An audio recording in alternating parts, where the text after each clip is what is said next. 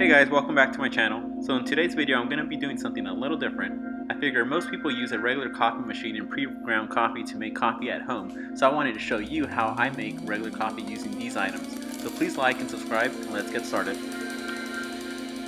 So today we're going to be using pre-ground Starbucks Morning Joe I picked up from my local grocery store. I've actually never had this one before. It's not very common to see on the shelves where I live, so I'll be trying this for the first time and letting you guys know what I think. It's very important to note that pre-ground coffee will lose freshness quickly, so always check the date and get the furthest back date you can find.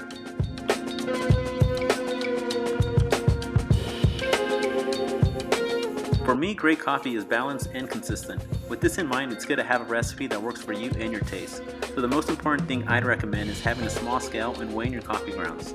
This will ensure your measurements are consistent every day, because we all know eyeballing coffee with a coffee scoop will give you inconsistencies in your coffee from day to day.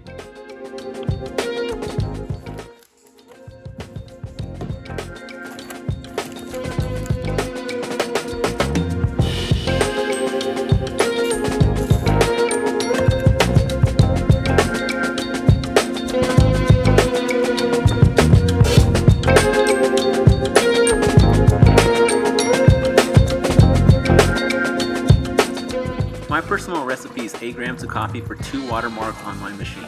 So if I go to mark 2, I use 8 grams. A usual pot of coffee for me is a little past mark 4, so I use 16 grams of coffee. I'd recommend figuring out how much water you normally use and then playing with the coffee amounts at that level until you find an amount that tastes good to you.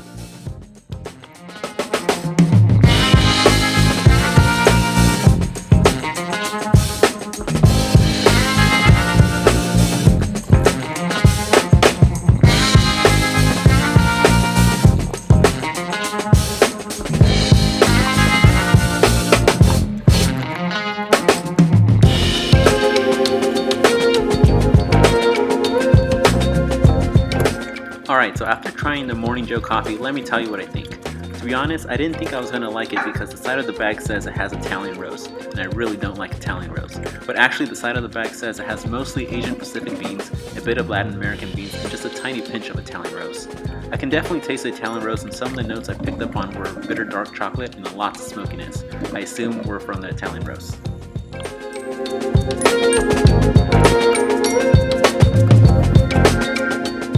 Okay, so who is this coffee for?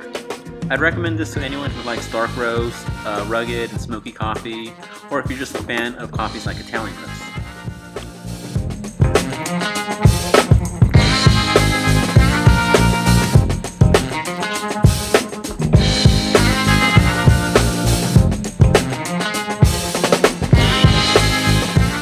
If you look closely, you'll be able to see lots of coffee oils floating near the surface.